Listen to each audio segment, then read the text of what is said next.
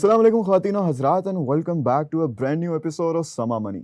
मैं हूं आपका होस्ट गज़ाल अहमद और आज की एपिसोड में we are going to be talking about the FBR और इसमें क्या-क्या रिफॉर्म्स होना ज़रूरी हैं। क्या इसकी तक़सीम होने वाली है? क्या इसके डिजिटलाइज़ेशन ज़रूरी है? एंड इफ सो कितनी ज़रूरी है और इसको ये सारे रिफॉर्म्स होने में कितने चैलेंज का सामना करना पड़ेगा हमें? To discuss all of this and a lot more आज हमारे साथ मौजूद हैं अशफाक यूसुफ तोला साहब जिनका टैक्सेशन सेक्टर में काफ़ी ज़्यादा एक्सपीरियंस है। So without any further ado, अस्सलाम वालेकुम सर, क्या हाल चाल है आपके? वालेकुम अस्सलाम। देखिए रमजान है, आपको पता है, रोजे जी रख जी के बैठे हुए हैं और काम चल जी रहा है जी। और अल्लाह अल्हम्दुलिल्लाह बड़ी आसानियां पैदा हो रही हैं। अच्छा सर, आसानियाँ तो पैदा हो रही हैं लेकिन टैक्स कलेक्शन की जब हम बात करते हैं तो टैक्स कलेक्शन जो है अपना टारगेट जो अपनी पोटेंशियल हम रखते हैं उसको अचीव करने में इतना कोई वो आसान नहीं रह रहा हमारे लिए। तो आप सबसे पहले तो हमें ये बताएं कि इसमें हमें ये तो पता है कि हमें बहुत बड़े स्केल पे रिफॉर्म्स की ज़रूरत है, तो वो ज़रूरत है क्यों? और उनको पूरा करना, उन रिफॉर्म्स को लाने में कितनी मुश्किलात का सामना है हमें? देखिए सबसे बड़ी बात तो ये है कि tax reform is an ongoing process. देखिए ये कोई साइंस तो है नहीं टैक्स कि इसमें आपने एक मर्तबा पूरी एक इक्वेशन लगाई और उसको आपने चला दी। साइंस में भी अब रिसर्च करके हमें इम्प्रूव फार्मूलाज लाने पड़ते हैं। तो टैक्स बिल्कुल। रिफॉर्म की ये एक एवर ऑनगोइंग प्रोसेस होना चाहिए। लास्ट टैक्स रिफॉर्म्स कमीशन की जो रिपोर्ट थी उसको मैंने चेयर किया था एज ए चेयरमैन और मिनिस्टर ऑफ स्टेट, ये लास्ट पीडीएम गवर्नमेंट में। और हमने एक इंटरिम जी, रिपोर्ट की थी। बहुत थोड़ा अर्सा मिला था हमें, 6 7 8 महीने का। इसके लिए जो एक रिपोर्ट बनाने के लिए, कॉम्प्रिहेंसिव बनाने के लिए 1.5 से 2 साल का अर्सा चाहिए होता है। बल ठीक है। नॉनदलेस हमने वो बना ली थी और वो रिपोर्ट हमने शेयर कर ली थी। और वो रिपोर्ट अब पब्लिक में अवेलेबल है। उसमें सारी रिफॉर्म्स का जो इनिशियल नक्शा इंटरिम रिपोर्ट की शक्ल में हमने अप्रैल लास्ट ईयर अप्रैल 17 तारीख को हमने उस वक्त के फाइनेंस मिनिस्टर मोहम्मद साग डार साहब को दे दिया था। उसके बाद जी, वो उस हुकूमत का, आपको पता है, बजट में सारे बिजी हो गए, बजट में कोशिश की, फिर आईएमएफ के प्रोग्राम में बिजी हो गए। फिर ये हमारी हुकूमत के जाने के बाद मेरा ख्याल है ये केयर टेकर सेटअप आया, तो उनको भी मैंने ऑब्वियसली सारे ही दोस्त आते हैं तो उनको भी हमने बता दिया कि जी ये चीज़ें पेंडिंग एजेंडा में था, आप कर लें। तो इंस्टेड ऑफ कि उनको उसको अडॉप्ट कर लेते, उन्होंने उल्टा अपनी एक कमेटी बनाई। वो मेरा ख्याल है पता नहीं उन्होंने क्या किया, वो बाद में कोई ऐसी चीज़ हमारे सामने नहीं आई।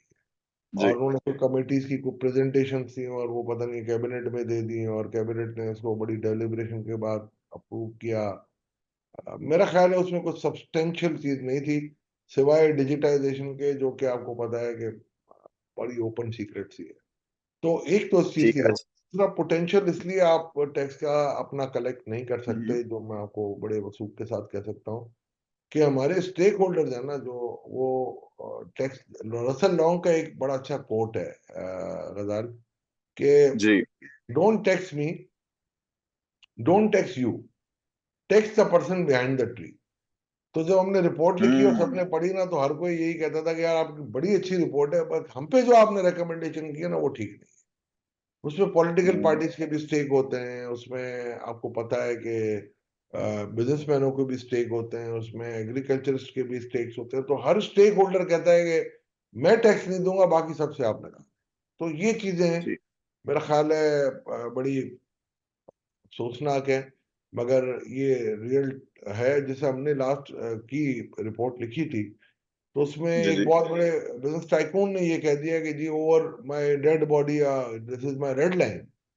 और हुँ, एक पॉलिटिकल सिनेरियो पे एक रिफॉर्म के अंदर आ गया कि जी के हम नहीं करने देंगे। इस तरीके से एक बहुत बड़े एक बिजनेस लॉबिंग, जिसको एसोसिएशन जिसको मैं कहता हूँ, क्योंकि वो ट्रेड बॉडी नहीं है, वो जी, एनपीओ है अंडर कंपनीज ऑर्डिनेंस। उन्होंने जो माशाल्लाह हमेशा बड़ी एडवोकेसी करते हैं कि जी बाकी सारे चोर हैं, हम साहूकार हैं। उन्होंने एक चीज पे जहां हमें 4 साढ़े 400 अरब का टैक्स मिल रहा था, उन्होंने उसकी मुखालफत कर दी। तो मैं समझता हुँ, हूँ कि ये ऐसी चीजें थी कि जहां आप देखेंगे कि जिनका जो स्टेक्स होते हैं वो उस स्टेक को सेफगार्ड करने की कोशिश करते जी सर, मैं इसी बात को थोड़ा आगे हैं। लेके सर, चलना चाहूँगा कि जैसे कि आपने अभी ऑलरेडी 2 और 3 चैलेंजेस का ज़िक्र कर दिया, तो ऐसे आप मुझे थोड़ा और बताएँ कि आपका ज़ाती तजुर्बा एफबीआर के साथ कैसा रहा? और आपकी नज़र में और ऐसी कितनी खामियाँ हैं एफबीआर सिस्टम में, कितनी करप्शन है जिसको हमें फौरी तौर पर जो नई गवर्नमेंट है उसको भी they have to deal with it? देखिए एफबीआर की या पाकिस्तान में, एफबीआर भी पाकिस्तान का ही इदारा है और हर इदारे में करप्शन है। एफबीआर की करप्शन बिल्कुल इतनी ऐसे ही है। ज्यादा नजर आ रही होती है कि एफबीआर कोई 60-70 लाख टैक्स पेयर से डील कर रहा हो, और डे इन जी। डे आउट वो वो एक्सपोज हो जाते हैं। और वो बहुत कम इदारे हैं पाकिस्तान में जो कि रेवेन्यू अर्न कर रहे होते हैं। एफबीआर वाहिद इदारा है कि जो हम्म। रेवेन्यू अर्न करके देता है। जब एफबीआर रेवेन्यू जी। अर्न करके आपको देगा तो जाहिर बात है उसमें करप्शन होगी। देखिए एफबीआर में ना बिल्कुल। एक माइंडसेट है एफबीआर का, बड़े वसूख के साथ मैं कह रहा हूँ, मगर कोई, मैं इसकी कोई गलत बात नहीं है कि उनको अपना एक हम्म। कल्चर है, उस कल्चर से वो बाहर नहीं आ सकते हैं। It's like a silkworm, they have to remain within there, जो है ना सिल्क वॉर्म, अपने रेशम का कीड़ा अपने शेल में ही रहता है। तो सर क्या कभी तो एफबीआर से वो करप्शन जा नहीं सकती? बिल्कुल जा सकती है, क्यों नहीं जा सकती। मैं तो टर्की क्या की गया था। स्टेप्स लेने पड़ेंगे? दो चीजें, तीन चीजें हैं। आप उनके डिस्क्रिशनरी पावर कम कर दें, और आप जो आईटी का लेवल है, जो आपकी डिजिटाइजेशन है, उसको बढ़ा दें। जी। आप उसमें उसको, उनका बाइफरकेशन जिस तरीके से जो लास्ट केयर टेकर सेटअप ने प्रपोज किया है, मैं समझता हूँ उसमें कोई हम्म। ठीक नहीं है वो।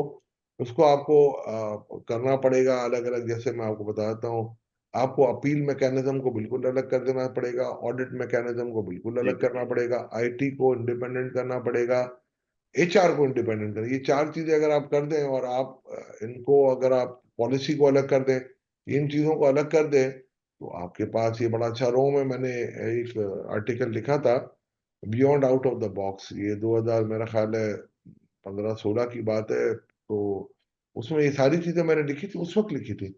तो मेरा ख्याल है ये, देखिए मैन मेड सिस्टम है और मैन मेड करेक्शन दी जाएंगी। जी। हाँ, हो सकता है नया सिस्टम भी परफेक्ट ना बने, बट आपको कम से कम बेसिक जो इश्यूज है ना उसको हैंडल कर रहे हैं। अच्छा सर, आपने डिजिटलाइज़ेशन की बात की, तो हम देखते हैं कि जो नए हमारे फाइनेंस मिनिस्टर आए हैं, मिस्टर मोहम्मद औरंगज़ेब, इन्होंने भी टॉप प्रायोरिटी करार दिया है कि एफबीआर की डिजिटलाइज़ेशन को, ठीक है?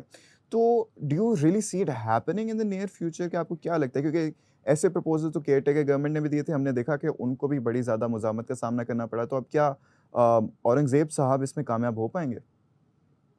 देखिए, डिपेंड करेगा औरंगजेब साहब किस रूट को लेते हैं। जब मैं आपको बताया ना, हुँ। जब मैंने केयर टेकर सेटअप को जाके ये दिए मेरी रिपोर्ट के, मैंने कहा यार आप इम्प्लीमेंट कर दें, हमें कोई ओहदे नहीं चाहिए। जी। तो उन्होंने इंस्टेड ऑफ कि मेरे प्रपोजल को लेके इम्प्लीमेंट कर दिया, पढ़ के समझ लेते चले, अगर उनको समझ नहीं आती ना करते। उन्होंने एक अपनी जी। कमेटी बना दी कि भाई ये कमेटी अब हुँ। काम करेगी। और उसके बाद आप देखें, वो मेरा ख्याल है नॉन स्टार्टर ही थे सारी चीजें। देखिए हमेशा एक बात याद रखिएगा, आज अगर मैं इंटरव्यू लेने बैठ जाऊं और आप इंटरव्यू जी। लेने बैठ जाएंगे, तो फर्क तो पड़ेगा ना, आपकी बिल्कुल। परफॉर्मेंस में और मेरी परफॉर्मेंस में। तो ये मानना चाहिए आपको कि टैक्स, और इतनी खुन्नस निकाली है उन्होंने, और एक और हमारे वजीर मोहतरम थे कि जी कोई टैक्स कंसल्टेंट को हम एफबीआर में कोई इंडिपेंडेंट बोर्ड में नहीं लेंगे। तो भाई आप मुझे एक बात बताइए हुँ। कि क्या बिजनेसमैन का स्टेक नहीं होता? बिजनेसमैन स्टेक बिल्कुल होल्डर होता है। नहीं है क्या? वो अपनी पॉलिसी डिक्टेट नहीं करवाएगा? टैक्स प्रैक्टिशनर, आप ज्यादा से ज्यादा उस पर ये इल्जाम लगा सकोगे कि हाँ वो आएगा अपने क्लाइंटों को डिफेंड करेगा, ठीक है ना? ठीक। तो आप उसको बजट मेकिंग एक्सरसाइज से निकाल दें। मगर आप मुझे ये बात हुँ। बताएं कि आप फिर बिजनेस पहले वो कैसे लेके आएंगे? उनका तो सबसे बड़ा स्टेक है। जी। और जो ब्यूरोक्रेट होते हैं, जो कि कामयाब नहीं रहते, बहुत सारे अच्छे ब्यूरोक्रेट हैं जो कामयाब, जो फेल्योर है उनको आप कैसे लेके आओगे? या जो एफबीआर के जी। रिटायर्ड चेयरमैन या चेयरपर्सन या मेंबर थे, जिन्होंने अपने दौर में कोई काम नहीं किया, उनको भाई जो उनको आप दोबारा कैसे आजमाओगे? तो ये सारी चीजें, ऐसी बातें थी जो मेरा ख्याल है उस सिस्टम में, मेरा ख्याल है ज्यादातर मैं समझता हूँ टैक्स के हवाले से तो बेचारों को वही नॉलेज थी जो मेरी केमिस्ट्री की नॉलेज थी। और जो ठीक। उन्होंने टीम भी बनाई थी, उसमें ऐसे ऐसे लोग थे जो बड़े अच्छे, माशाल्लाह अपने फील्ड के चैंपियन है। और टैक्स के मामले में जब हम आते हैं ना, टैक्स और taxation they are two poles apart, ये समझ ही नहीं आ रही थी उनको। जी। एक कोई साहब थे, वो बहुत लॉन्ग टाइम बैक रिटायर हुए, एक साहब थे वो उससे भी ज्यादा पुराने रिटायर हुए हैं। तो एक दो तीन ऐसे थे जिनको मेरा ख्याल है मैंने नहीं देखा कि टैक्सेशन के हवाले से कभी कोई इनका कंट्रीब्यूशन रहा। तो मेरा ख्याल है ये जिद बहस नहीं होना चाहिए, कंट्री के लिए काम करना है तो जो बेस्ट इंटरेस्ट में हो वो काम करना चाहिए। सर औरंगज़ेब साहब ने और ये भी कहा कि हमें टैक्स नेट को बढ़ाने की ज़रूरत है। इसमें वो एग्रीकल्चर, रियल एस्टेट और रिटेल सेक्टर को भी लाना चाह रहे हैं। और हम जानते हैं कि इन सेक्टर्स में पॉलिटिकल एफिलिएशंस भी बड़ी ज़्यादा हैं, तो क्या ये करना भी उनके लिए आसान आसान तो बिल्कुल भी नहीं होगा, लेकिन कामयाब हो पाएँगे? फिर से मेरा ये सवाल है। आपको बताला अभी एक बात की कि मैंने पूरा ये ब्लूप्रिंट बना के दिया हुआ है, आरआरएमसी की रिपोर्ट है मेरी, औरंगजेब को भेज चुका हूँ मैं। आप उठाएं, अच्छा जी। यूज करें और देख लें, सारी चीजें उसमें मौजूद है, रियल एस्टेट का है। अब जो ये कह रहे हैं कि बिजली के मीटरों पे हम लगा, बिजली के मीटर पे आप कभी जी, टैक्स जी। दे ही नहीं सकते। मिफ्ता इस्माइल ने शुरू की कोशिश की, क्या हुआ, क्या फायदा हुआ? हुँ। और ये वही टीम बैठी हुई है, सिर्फ चेयरमैन चेंज हुए हैं, वही टीम बैठी हुई है जिसने उसमें वो किया। तो वो मेरा ख्याल है उनको पता है कि पिटफॉल्स है। ये सिर्फ आप इस वक्त आप जो है ना पैच जी। वर्क कर रहे हैं। इससे बेहतर हमने ये सिस्टम उनको सजेस्ट किया था कि जहां से ये दुकानदार बाइंग करते हैं, जो परचेजेस इनकी हैं, या तो इम्पोर्टर से करते हैं, मैन्युफैक्चरर से, वहाँ 1% आप उनको लगा जी। दें, 250 अरब आपको मिल जाएंगे। और वो एग्री कर गए थे बिल्कुल ऐसा। दुकानदार, पता नहीं पिछले बजट में उन्होंने क्यों नहीं डाला उसको। तो सर ये do you really see it happening realistically आपको ये होता हुआ नज़र आ रहा है? ठीक है, मेरी दुआएं हैं, अल्लाह करे ये लग जाए। बट हैविंग सेड दिस ना, आपको मैं ये वसूख के साथ कह सकता हूँ कि मेरा ख्याल है it is easier said than done. अब बिल्कुल देखते ऐसी हैं, बात है। अल्लाह करे हो जाए। मेरी दुआ है कि औरंगजेब और उनकी टीम कामयाब। अल्लाह करे जी, हमारी भी दुआएँ अल्लाह। औरंगज़ेब साहब और उनकी टीम के साथ हैं। सर हमें ये बताएँ कि सुनने में आ रहा है कि ऐसा कोई प्लान पाइपलाइन में है कि एफबीआर को ख़त्म करके 2 इदारे बनाए जा रहे हैं, कस्टम रेवेन्यू का अलग और इनलैंड रेवेन्यू का अलग। तो इस बात में कितनी सच्चाई है और अगर है तो ब्यूरोक्रेसी की तरफ से क्या मज़ामत आएगी या उनकी तरफ से रज़ामंदी का वो इज़हार किया जा रहा है? नहीं, वो तो उन्होंने कर दिया था, केयर टेकर सेटअप में ये आया था। देखिए, दुनिया में दो ऐसे जी। कंट्रीज हैं जहां पर अभी भी ये रेवेन्यू डिपार्टमेंट है ना, वो कंबाइंड है। एक जी। एचएमआरसी ऑफ यूके और एक बांग्लादेश का है। बाकी सारे जो है ना, वो कस्टम्स और वो दोनों अलग अलग होते हैं। उसमें देर इज नो मुजायका कि क्यों अलग ना जी। करें। मगर उसके जो लेयर्स उन्होंने बनाया था ना, इंडिपेंडेंट बोर्ड और ये बोर्ड और वो बोर्ड, मेरा हुँ। ख्याल है वो उन्होंने सिर्फ एक अपनी रखने के लिए कि नहीं जी हमने बड़ा काम किया, उन्होंने कर दिया था कि कस्टम के लिए हमारा टैरिफ बोर्ड है जो मिनिस्ट्री ऑफ कॉमर्स के अंडर ऑपरेट करता है। आप आराम से उसके अंडर जी। आप ये सारा काम कर सकते थे। एफबीआर एक्ट के अंदर एक पॉलिसी बोर्ड दिया हुआ है, उसको आप इफेक्टिव कर दें सेक्रेटरी रेवेन्यू के अंडर। तो मेरा ख्याल है कोई जरूरत ही नहीं थी। इतना टाइम जाया किया उन्होंने, 6 महीने। 6 महीने में वो कम से कम 600 700 800 1000 अरब तक ये टैक्स इकट्ठे कर सकते थे। नए मेजर जो हमने दिए थे, वो इनकी तैयार चीज पड़ी हुई थी, बट वो अपनी पता नहीं किस जोम में थे, उन्होंने टाइम जाया कर दिया। मेरा ख्याल है ये पाकिस्तान के लिए बड़ा नुकसानदेह हो गया बेशक ये सर छह बहुत आठ महीने जो नुकसानदेह है बेशक और से बहुत एफिशिएंसी के नाम नुकसानदेह है। और नाम की तो कोई चीज़ ही नहीं है इधर। लेकिन सर खैर अगर ये हो जाता है तो फिर इससे क्या फ़वाइद हासिल होंगे? थोड़ा ये भी बताएँ हमें। देखिए, फवायद ये होंगे कि आपका दोनों इंडिपेंडेंट होगा, परफॉर्मेंस मेजर हो जाएगी। जी। अभी भी हो सकती है, ऐसी बात नहीं है। मगर अभी जो एक्चुअली हो ये रहा था और जो इसकी बेसिक वजह थी जिसके लिए उन्होंने शुरू किया था, कि कस्टम डिपार्टमेट वांट्स के जी हमें ऑटोनॉमी मिले और हम अपनी ट्रांसफर पोस्टिंग्स खुद करें। इस वक्त एफबीआर का एडमिन डिवीजन करता है, तो जी। वो तो उनको मिली नहीं, वो भी रेवेन्यू सेक्रेटरी के पास अब चली गई हैं। तो मेरा ख्याल है इनका मकसद हल नहीं होगा, बट हो सकता है फ्यूचर में जाके लेयर्स खत्म हो और हो सकता है शायद कोई इंडिपेंडेंट वे में ये काम कर सके। बट अभी मेरा ख्याल है बाइफरकेशन से भी कोई इतना फायदा नहीं। अच्छा सर आगे बढ़ते हैं। मुझे थोड़ा ये बताइएगा कि reforms and resource mobilisation commission के तजावीज़ पर अलम दरामद क्यों नहीं हो सका और कमीशन की फाइंडिंग क्या थी असल में? मैं आपको रिपोर्ट भेज दूंगा, मैंने आपको बताई थी ना। जी। हमने 21 मेजर रेवेन्यू मेजर दिए थे डायरेक्ट टैक्स के। जी। हमने 14 दिए थे ब्रॉडनिंग द टैक्स बेस के, 32 हमने दिए थे सिंप्लीफिकेशन ऑफ लॉ के, और 14 दिए थे, 14 या 16 दिए थे एफबीआर की जो अथॉरिटी है इसको रेस्टलाइज करने की। जी। तो मेरा ख्याल है वो स्टेक होल्डर्स का मैंने आपको बताया ना कि जी जैसे एक में एक बिजनेसमैन ने कहा कि रेड लाइन है मेरी, बिल्कुल। वो हमने ये कहा था कि जी आप जो भी कंपनियां 3 साल तक डिविडेंड नहीं देती हैं, हुँ। उनका अगर डिस्ट्रीब्यूटेबल रिजर्व है तो उस पर आप 3% एडवांस टैक्स ले रहे हो। तो उन्होंने कहा जी मैं तो नहीं दूंगा। बाकी हुँ। काम आपने बहुत ठीक किया है, ठीक है ना। एक एक्सपोर्टर पे हमने कहा था कि जी टैक्स लगा दे जो उनकी रेवेन्यू हुई है on account of exchange devaluation, जो उनको पैसे मिले हैं। तो जी। एक पाकिस्तान की बहुत बड़ी तंजीम है जो हमेशा बड़ी डॉक्यूमेंटेशन की और दायी रही है। तो हमने कहा कि जी फिक्स टैक्स से हटा के इनको मिनिमम में ले जाए, तो उन्होंने मुखालफत कर दी। कि नहीं जी अभी ना करें, 2 साल बाद कर लीजिएगा। हमने कहा कि जी एग्रीकल्चर टैक्स आप नहीं ले सकते, बट मिनिमम एसेट टैक्स हम ले सकते हैं। उसका एक तरीका कार हमने वजह किया, तो उसमें भी पॉलिटिकल इश्यूज आ गए। इस किस्म की चीजें थी और बड़ी इनोवेटिव थी, और लीगली काफी इन चैलेंजेस को हमने देख के ठीक ठाक लेवल से सीनियर लोगों से मशवरा करके हमने ये काम किया था। जो कॉन्स्टिट्यूशनल लॉयर से उनसे भी हमने पूछा। तो सर ये मैं तो नहीं दूंगा को हम मुझे तो देना पड़ेगा में तब्दील क्या कर सकते हैं वाकई? ये मेरा आपका नहीं है मसला, ये मसला जो इख्तिदार के ऐवानों में बैठे हुए उन लोगों का है, जो उनसे उनसियत ज्यादा रखते हैं और वो कहते हैं नहीं नहीं जी ये इन्होंने कह दिया तो अभी इसको साइड पे हटा दो। उसकी कीमत हमें 250 से 300 अरब चुकानी पड़ी। जी। अच्छा सर आगे बढ़ते हैं हम ज़रा अपने करंट अकाउंट की जानिब बढ़ते हैं। तो स्टेट बैंक के मुताबिक जो मंथली बेसिस पर करंट अकाउंट हमारा जा रहा था वो अब सरप्लस में आ गया है। तो सबसे पहले तो आप ये बताएं कि इस मुस्बत रुझान का क्या वजह देखते हैं आपकी, किस वजह से ये पॉजिटिव में आ रहा है? देखिए, करंट अकाउंट डेफिसिट हमारे दो डेफिसिट हैं, करंट अकाउंट डेफिसिट और फिजिकल डेफिसिट। जी करंट अकाउंट डेफिसिट की वजह से ही आज हमें आईएमएफ और दूसरे इदारों के पास जाना। बिल्कुल ऐसी बात तो है। करंट अकाउंट डेफिसिट को 3 तरीकों से हम कम कर सकते हैं। एक, बिल्कुल ऐसी बात है। कम कर दें। जी दूसरा, आप अपनी एक्सपोर्ट गुड्स की बढ़ा दें। तीसरा, आपकी सर्विसेज की एक्सपोर्ट बढ़ जाए। ठीक तो है। ये तीनों चीजें आपके रडार पे 81 बिलियन से आप 51 बिलियन पे ले आए थे अपनी इंपोर्ट्स को। जी और एक्सपोर्ट्स आपकी नहीं बढ़ रही है। एक्सपोर्ट्स को आपको जो एसआईएफसी बनी है उनकी एक्सपोर्ट्स को अगर आप बढ़ा देते हैं और अगर आप 40 बिलियन तक ले आते हैं। तीसरा जो इसका बड़ा आंसर है, रेमिटेंसेज है। तो रेमिटेंसेज में अगर आप इंसेंटिवाइज कर दें और हवाला हुंडी पे जिस तरीके से आपने क्लिप किया हुआ, जिस तरीके से इनको कंट्रोल किया, इसको मजीद कंट्रोल कर ले, तो मेरा ख्याल है आपका करंट अकाउंट डेफिसिट अगर खत्म हो जाता है तो आपका फिजिकल डेफिसिट इंशाल्लाह वैसे ही खत्म हो जाए। इंशाल्लाह। अगर आप टैक्स रिफॉर्म कर लें और अगर आप 5 से 7% अपना इंटरेस्ट रेट कम कर दें तो फिजिकल डेफिसिट आपका कम हो जाए।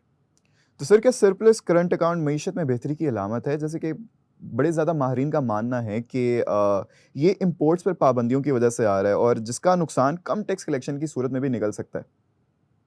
देखिए, tax collection is secondary. Import में अगर आप कमी करते हैं तो जाहिर बात है, तो आपको दो चीजें देखनी होंगी। एक तो नेसेसिटी जो है उसको आप नहीं कर सकते। जी जैसे मैं आपको एक मिसाल देता हूँ, $968 मिलियन की वीट हमने इंपोर्ट की थी 1.5 साल पहले, यानी इससे पिछले फिस्कल ईयर। जी तो आप मुझे एक बात बताओ, आप एग्रीकल्चर कंट्री हो और आप वीट इंपोर्ट कर रहे हो। लास्ट ईयर आपका एक इशू आया था, आपका फ्लड आ गया था, उसमें आपको कॉटन इंपोर्ट करनी पड़ी। तो इस साल ये दोनों ठीक हुई हैं। दूसरी बात ये है कि आपकी आईटी की एक्सपोर्ट मेरा ख्याल है जितनी सिग्निफिकेंटली बढ़नी चाहिए थी वो नहीं बढ़ रही है। जी मेरे अंदाजे के हिसाब से आपकी आईटी की एक्सपोर्ट जो पाकिस्तानी बेस्ड कंपनीज हैं, those who are using other countries tax haven their business centres, $15 billion से ज्यादा की हमारी आईटी एक्सपोर्ट होनी चाहिए, जो सिर्फ 2.5-3 बिलियन पे आ रही है। और हर किसी को अपना पैसा बाहर रखना है, इसका भी तदारुक हमें करना पड़ेगा यार। अगर पाकिस्तान से मोहब्बत है, अगर पाकिस्तान के लिए काम करना चाहते हो, तो भाई पाकिस्तान के बैठ के कमाने वाला डॉलर भी पाकिस्तान में लेके आओ। तो सर हम दुनिया के एक्सपोर्ट्स बढ़ाने की तरफ तवज्जो क्यों नहीं दे रहे? सर, हम इसलिए नहीं दे रहे कि हमारे पास कोई R&D नहीं है। हमने आपको पता है टर्फ की लोन दी $3 अरब की, तो लोगों ने बाहर प्रॉपर्टियां बना ली हैं। इसका ऑडिट खुलना था, ऑडिट भी खुले। तो आप मुझे एक बात बताएं, ये आपने जिस तरीके से बाकी इंसेंटिवाइज आप करते हैं, जी तो आप इंसेंटिव दें। अभी भी आपको मैं एक बात बड़े वसूख के साथ कह सकता हूं कि डॉलर की वैल्यू आपकी 235 से 250 के दरमियान। जी गोल्डमैन सैक ने कह दिया कि जी 225, वो तो कह रहे हैं। मैं आपको कहता हूं हमारी वैल्यूएशन मॉडल में वो 235 आ रही है, बट बहुत ज्यादा अगर मैं मान लेता हूं उसको, मैं अगर करंट अकाउंट के फिगर्स को अगर मैं अपग्रेड भी कर दूं जी और लॉस को मैं थोड़ा डेफिसिट को थोड़ा बढ़ा भी दूं, 250 से ऊपर नहीं। बट स्टेट बैंक इस वक्त बाई कर रहा है वही डॉलर 280 रुपए में या 278 रुपए में। तो आप मुझे एक बात बताएं, 30 रुपए ऊपर आप ऑडिट ये डॉलर बाई करके आप किसको बेनिफिट पहुंचा रहे हैं, मुझे बता दें। बिल्कुल और सही अगर समझ आप रहे पहुंचा रहे हैं तो यहाँ पर पाकिस्तान को क्या मिल रहा है, मुझे तो समझ नहीं पड़ी है कोई चीज की। ये 200, आप अगर $250 हो, अगर आप स्टेट बैंक बाई करने ना जाए और ऑप्टिमल प्राइस पे बाई करें, मैं किसी का नुकसान बात नहीं कर रहा, मैं ये नहीं कह रहा कि एक्सपोर्टर्स को दबा दो। जी एक्सपोर्टर्स रियल वैल्यू को दो, तो आपकी इन्फ्लेशन में 5% का फर्क पड़ रहा है, हम्म और वो फर्क पड़ेगा आपको, आपका इंटरेस्ट रेट कम होगा। आपका इंटरेस्ट रेट कम होता है तो आपका डेट सर्विसिंग कम हो जाती है। आप अंदाजन है कि 2.3 ट्रिलियन की आपकी डेट सर्विसिंग कम हो सकती है अगर आप करेंसी को सही 200 250 रुपए पर डॉलर पे लेके आए। बेशक तो ये सारी चीजें हैं, ये औरंगजेब को भी देखनी पड़ेंगी, स्टेट बैंक। ऑटोनॉमी का ये मतलब नहीं है कि माई शिप माई ऑर्डर। हम्म कल को ये नहीं हो सकता कि स्टेट बैंक है, मैं ऑटोनोमस हूँ, अल्लाह ना करे मैं पाकिस्तान को डिफॉल्ट डिक्लेयर कर दूं। हम्म ये नहीं कर सकता। रैशनल जजमेंट लेने हैं, रैशनल जजमेंट इंसान ही लेंगे। इंसान, उनका एक बोर्ड है, वो बोर्ड इंसानों का ही है, उसको उनको जजमेंट देने हैं कि क्या हमें लेना है। अच्छा सर, रैशनल जजमेंट्स की तो इंडीड बड़ी ज़रूरत है, और रैशनल भी हों, अनबायस्ड भी हों, और किसी भी पॉलिटिकल एफिलिएशन को इग्नोर करते हुए जो भी चीज़ मुल्क के फ़ायदे में हो, हमें वो करना चाहिए। तो सर, अभी मेरा अगला सवाल आपसे ये कि महंगी बिजली और गैस के साथ जो हमारे इंडस्ट्रियलिस्ट हैं, ये सनतकारी, ये जो हम एक्सपोर्ट है, इसको हम किस तरह बढ़ा सकते हैं?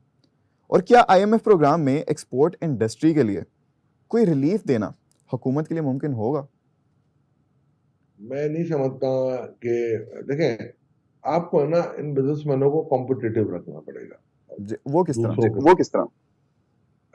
मैंने अभी एक सजेस्ट की थी, एक मीटिंग हुई थी जिसमें मुझे भी बुलाया गया, तो मैंने कहा आप एक कंपैरेटिव कॉस्ट एनालिसिस कोई रिनाउंड मैकेंजी टाइप की या कोई इंटरनेशनल ब्रांड से बनवाएं, कि कंपैरेटिव एनालिसिस के इंडिया में, बांग्लादेश में, वियतनाम में, जो हमारे मेन कॉम्पिटिटर, जी उसमें क्या क्या से लेबर कितने की है, टैरिफ क्या है, बाकी ओवरहेड्स क्या है, तो वो आप एक कंपैरेटिव स्टडी कर लें, और उस स्टडी के तहत जो इंसेंटिवाइज हम कर सकते हैं इनको करें।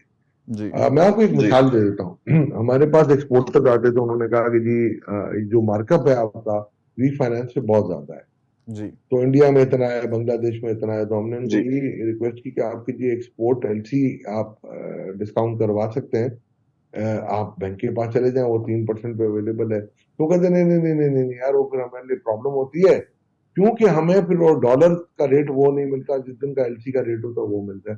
तो हमारे वोटर्स को, बिजनेसमैन है बेचारों को, ये भी प्रॉफिट चाहिए कि एलसी के डिस्काउंट भी नहीं कराना, मार्कअप भी उनको लोड करना है, और दूसरी तरफ वो जो स्कीम अवेलेबल है इसलिए नहीं करनी है कि जो डिवेल्यूएशन का फायदा उठाना है वो भी।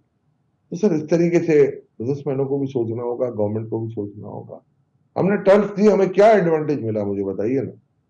3 बिलियन, $4 बिलियन, या जो भी हमने दी, 2 बिलियन दी चले, उसका एडवांटेज क्या हुआ बीएमआर में? हमारी एक्सपोर्ट कितनी बड़ी है? कोई हमें खास नहीं। इंसेंटिव देना चाहिए, हमें देना चाहिए वन ऑन वन बेसिस पे उन कंपनीज को जो अपनी export genuinely in terms of quantity जी कम से कम एवरी ईयर उसी की वैल्यू एडिशन करके 20%, 10% बढ़ाएं, उनको ब्रैकेट में लाके हमें इंसेंटिवाइज कर दें, बेशक। और वो रेशियो आप इंसेंटिवाइज कर दें इनको। ये अब आप नहीं कर सकते कि जी एनर्जी हम आपको 7 सेंट की दे देंगे या 6 सेंट की दे देंगे, ये हो नहीं सकता। हम्म हम्म। चलें सर, बहुत बहुत शुक्रिया आपका कि आज आपने हमें अपना कीमती वक्त दिया। आपने बड़े ज़्यादा वैलिड पॉइंट्स और वैलिड सवालात किए, और उनके आपने जो तजावीज़ें भी दी वो भी बड़ी, उन पे भी गौर करने की ज़रूरत है, उन पे अमल करने की ज़रूरत है। अब बस जाते जाते मैं आपसे इतनी गुजारिश करना चाहूँगा कि जाते जाते आप जो हमारी नई हुकूमत है, जो नए फाइनेंस मिनिस्टर है मिस्टर औरंगज़ेब साहब, इनके लिए जाते जाते 2 से 3 लाइनों में कैसी एडवाइस देना चाहेंगे टू टर्न थिंग्स अराउंड?